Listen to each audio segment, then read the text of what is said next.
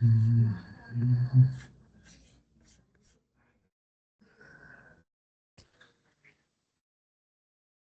now. Hello. Hey, how are you? Good. Good. We finally get to meet. Yes. It is nice to meet you. I know. It's good to meet you for sure. Right. All right, let me pull up my notes and give you an overview of what I'm doing. Sure. So I'm doing my sabbatical this semester, and let's see, I just got to get one more thing started.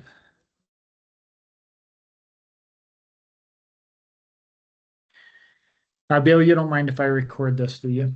Not at all. Okay.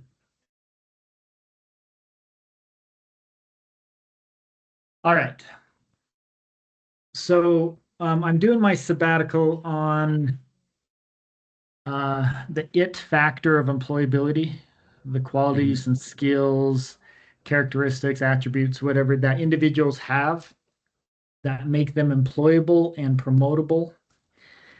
And I didn't intend to interview BYUI, but with my networking, your name came up. And so I said, Oh, let's do this.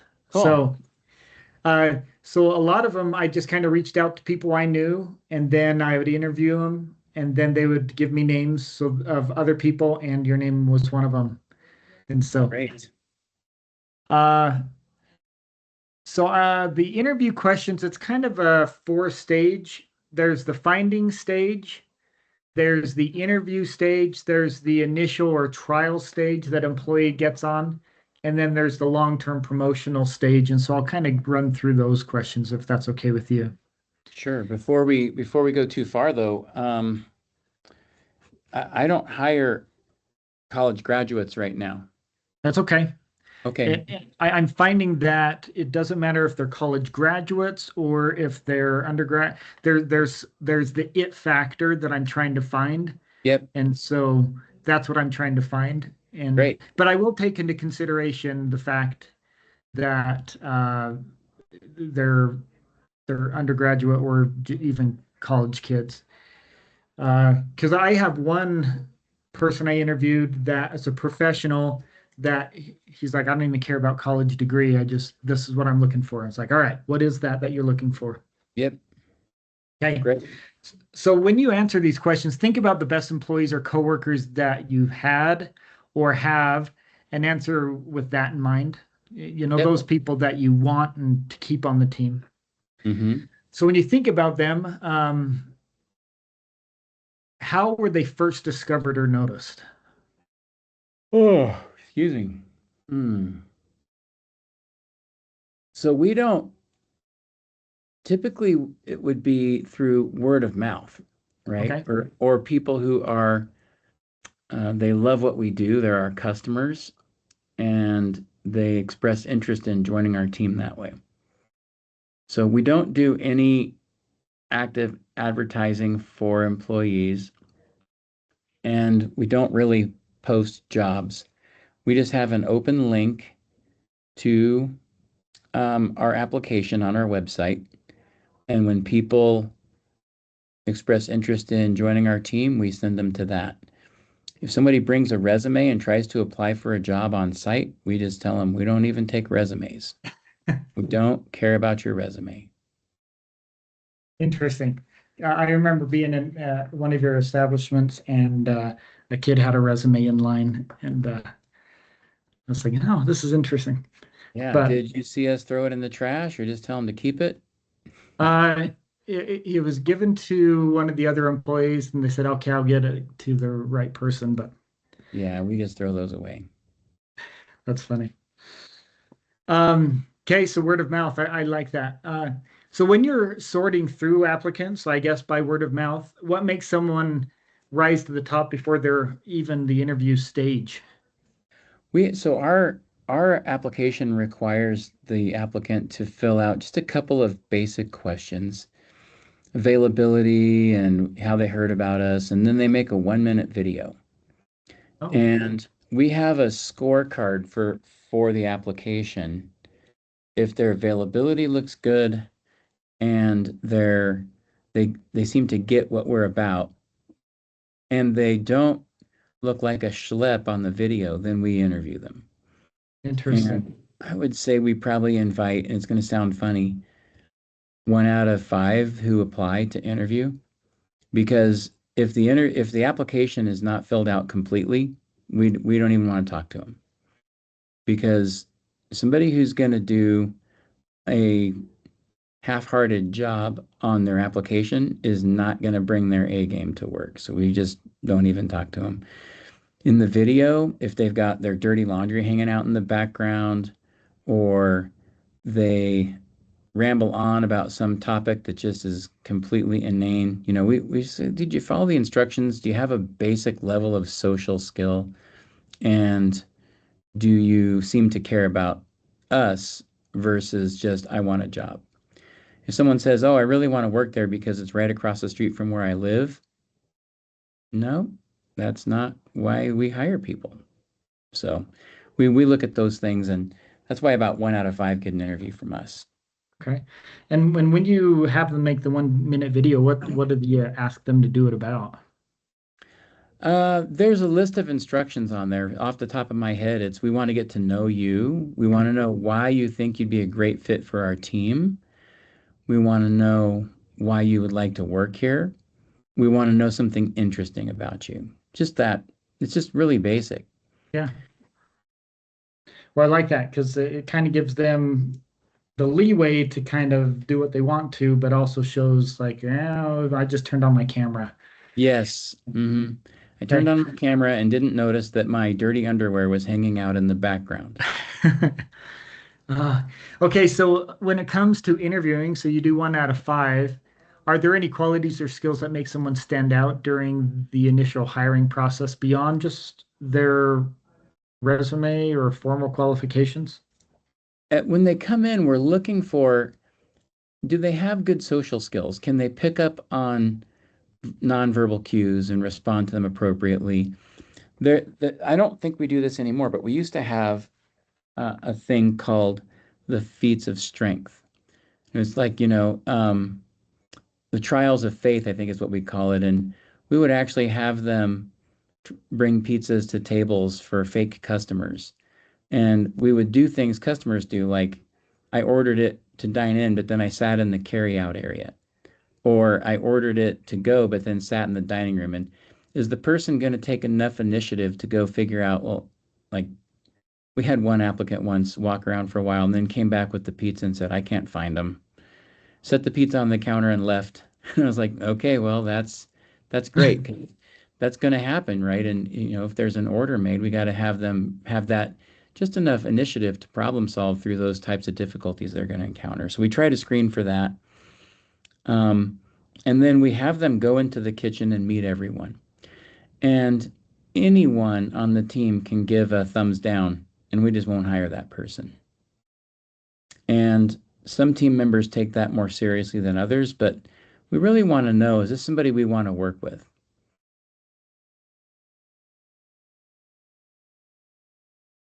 Oh, that's interesting. So, um, are there any common reasons someone gets hired even when there are multiple qualified candidates? If you had two of them come in at the same time and you're like, that's the guy, but that's not the guy. Oh, I can't think of it that way. I think we hire everyone we think is qualified. Okay. It's kind of funny because it's about 1 out of 5 people who interview. So if you think about 1 out of 5 gets an interview and then 1 out of 5 of those gets hired, that's 1 out of 25, 4%. If we get two of those 4%ers on the same day, we just hire both of them. Hmm. Because after they're hired, they get a chance to show how are they going to go. And we tell them the way you do dishes is the way you do everything. And so we start everyone on dishes. You don't start out at a status higher than anyone else. Everybody starts in dishes. And when you've mastered dishes, you go on to the next thing. And we find that a lot of people stall out in those early stages of skill. And when we get a critical mass of people that aren't progressing, the ones who've been there the longest start to get fewer and fewer hours because they're just competing with a giant pool of people who don't have the skills to be very useful across the whole company. So we let people select in and demonstrate capabilities, and then we invest in those people and bring them along. And so we'll Okay. hire everyone who we believe is going to be a good fit. Okay. Are there any warning signs that make you hesitant to hire someone, even if they appear qualified? If they're like a really cool guy, like it's kind of funny, but if they come across as arrogant or entitled or inconsiderate. And so one of our early trials of faith that we would put someone through is we just sit them on a bench and say, please wait here. And then we'd have someone who appeared to be of no consequence come along and try to move something or do some task that a person who was reasonably socially skilled and sensitive would say, would you like some help with that? And, we would sometimes drop a piece of wood in front of them. It's funny. Sometimes they'll get up and help, and sometimes they'll just glance over or laugh or stay on their phone. And the more we can discover if they're just a self-absorbed person, the more we're not going to hire them. So those would be our red flags. I like that. I like that a lot. All right. Well, you mentioned the kind of the dishwashing phase of things like that trial period. Yeah. Um, After someone is hired, are there any qualities or behaviors that help them become a strong long-term fit for your company? Yeah. It's kind of funny because I think those are all probably listed in the business department program outcomes, the business management degree outcomes. So Yep. initiative, teamwork, communication. We have values at Righteous Slice: quality first, hospitality, integrity, passion, and mutual support. We look for those personal attributes and values in people. I'll give you an example. No one goes into pizza training unless they've memorized the toppings for the pizzas. And that's on their own time. They just have to come in and pass off, I know all the toppings.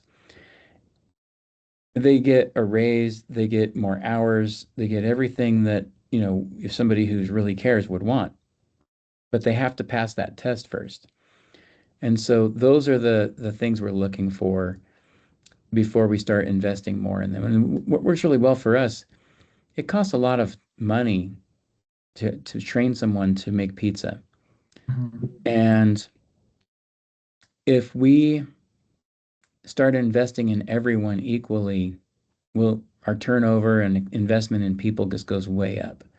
So we let them show they're investing in us a little bit before we start really investing in them. It seems to work pretty well.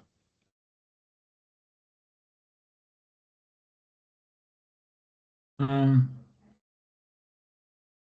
are there any skills or characteristics that separate employees who simply just perform the job versus those that become strong candidates for promotion? Mm. I'll put it this way. For up to a certain level, it's really do you do you have the basic social skills, the basic functional skills of the job? And we'll promote someone all the way to shift leader with those skills. We don't really care. But then if you're going to go into more of a management training, like we think of you as someone we're going to invest in the longer run, then really it's someone who performs at a solid level and has expressed interest in moving up. And so if Mhm. someone says, I really think I might want to do this for the long run, then that's the signal that we start putting more attention to them. And we just got back from Italy with a crew of 8 people. Uh, 4 of them paid their own airfare, and two of them paid almost all of the trip, housing and ground transportation, everything. 2 of them only paid airfare, but we'll bring somebody with us on a trip like that. So we'll provide housing, ground transportation, and meals for a week in Italy for someone we think is a good candidate for a management position in a future location. And the thing that sets those people apart is they have verbally expressed a commitment, and in some cases invested some of their own money to help that with their development to travel. Interesting investment, just not only being willing to, but even putting some money ahead onto it. Yeah, I mean, what college job does somebody go, I'm going to pay $1,200 so I can go to Italy for a week and be Yeah, immersed in what the business does? Now, it's $1,200 for them. It's probably twice that for us per person, yeah, but it's worth it because we look at that as an investment in our future management team. that's awesome. So when it comes to their long term, so you've kind of touched on this with the management and okay, if this is something you want to get into for future, even future stores, are there any qualities, behaviors, or skill gaps that prevent people from being promoted even when they're technically good at their job? Oh, you know, for us, the main things I'm looking for are these intangible leadership skills. So I'm going to give you two flavors. One is I need to learn how to manage, right? And but I guess manage is such a broad term, but how do I keep track of all the things I'm supposed to be doing? How do I make sure that people around me are doing their jobs and holding them accountable for those jobs? How do I bring out the best in the people here? And so not just I'm doing a great job myself, but now I'm also able to keep track of what other people are doing and make sure they're doing a great job. Do I have the emotional self-control that when things go wrong, I am a stabilizing force rather than a catalyst for chaos? And it's surprising how that attribute is not as common as I would think. You'd think, oh, an adult would have emotional self-control, but that's not true. A lot of people, we have several people who are really good employees, really good pizza makers. We do not put them in leadership roles because they lack self-management or emotional self-control. So it's those basic emotional intelligence capabilities that I think make or break someone when we're trying to figure out who we want to lead and invest in. Okay. And this is just a quick follow-up, and it can be a yes or no. Um, if they're lacking those leadership skills and or sorry, skills and emotional self-control and things, is does that affect the hiring and promotion decision for them?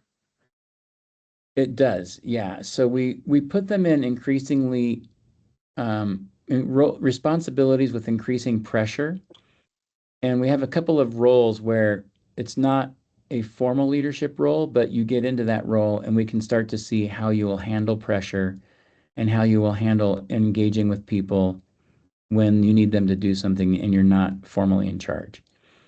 So I forgot your question though. What was the question? Well, it was kind of a follow-up question to the skill gaps that prevent people from being promoted. And I was just clarifying that really affects if they're going to get promoted or not, right? It does. Oh yeah, but I would say this also. I don't think of that as a permanent state for anyone. I've been in jobs where, hey, look, once you've had your chance to get promoted, you don't get promoted, that's it. You're just stuck there. And I don't see it that way. So if somebody comes to me and says, what do I need to do to get promoted? I'll tell them. And when we see growth, no matter where they started, that opportunity is still there for them. Okay. So it's not like a one and done, That's but right. but it is something that's like, well, you're not ready to go right now because you're lacking the leadership skills and the emotional skills. Hmm. But then when they start showing those, then all of a sudden the promotions could start happening. Yeah, that's right. That's Okay, right. And good. we're pretty open with people about what they need to do to get to that next level. I love that. Okay, I've got two more questions for you. Great. When you think about the people who are most successful in your organization or industry, what qualities, characteristics, or skills do they consistently demonstrate? So the people who are most successful in my industry, what qualities or skills do they demonstrate? Yeah. I feel like the most important one is a high regard for the people around them. That the most successful people love the people who work for them, the people they serve, and the people who are their peers in the industry. I Mhm. think having a high regard for people, just being someone who loves people is the most important thing. And then just second to that is a passion for what we do. And you see the people who are the most successful, that passion translates into a continuous learning. They are immensely curious, always trying to get better, and they just love sharing their craft and their knowledge with anyone who is interested in it.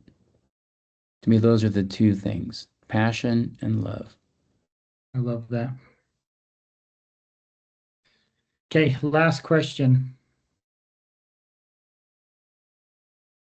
If you were advising your 17-year-old self, going Hmm. back in time, Yeah. who wants to be hired, succeed, eventually be promoted, and all those things, what would you tell yourself to develop first and why? My 17-year-old self. So interesting.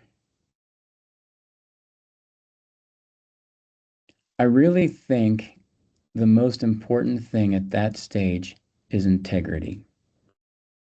And integrity doesn't to me just mean I'm honest, but it means I'm bringing my best self and giving my heart to whatever it is I'm being asked to do.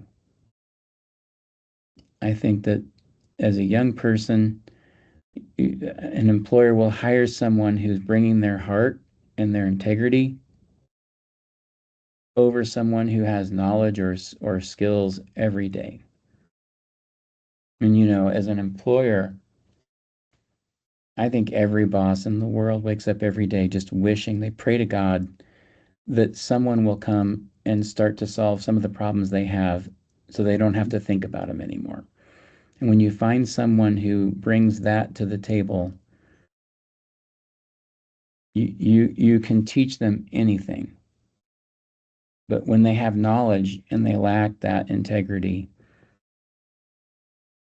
they're not really they're not taking the full burden that the manager needs taken off of them.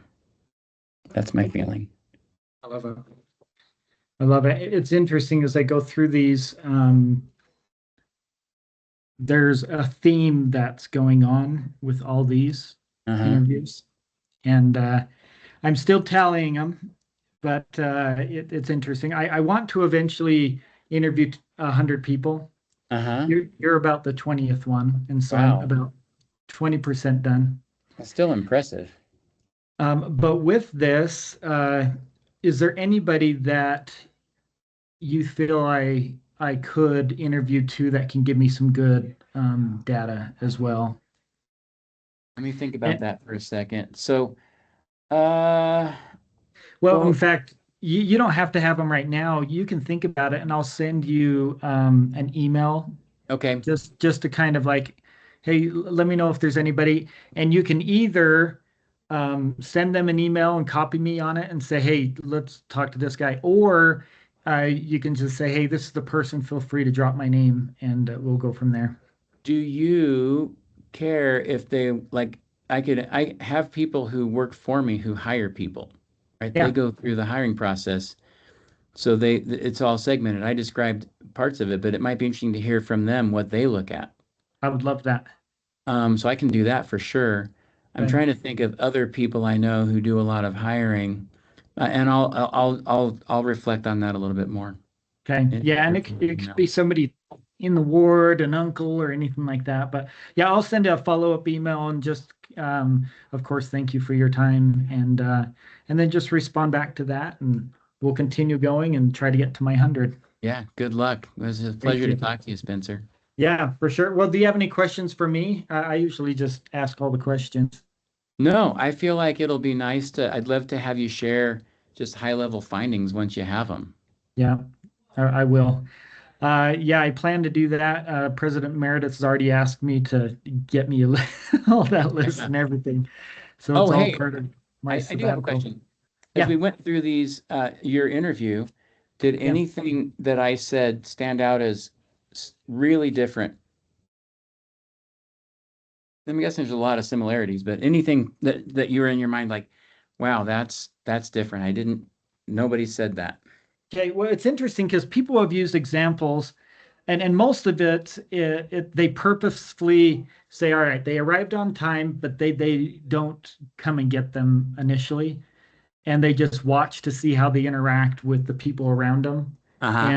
and the receptionist and stuff like that. Yeah. Uh, and they'll just watch them, observe them, and then they'll interview the receptionist, and it's like, well, what do you think? And so Yeah. I thought that was interesting. You did something similar to that. I those what do you call it? Trials of faith. Yeah. I love that those were on purpose. And usually people don't do that. They just kind of say, "Are there any observations?" Like, well, yeah, they helped this lady open their door as they came in. Oh, Mm-hmm. okay. But no, you kind of set that up. It's almost like the professor that says the final exam's on the other side of the campus. Yes. Yeah. Yeah. So that stood out to me. But there's a lot of things you said that the integrity, the cockiness and humility and stuff. I was like, boy, there's a theme going on here.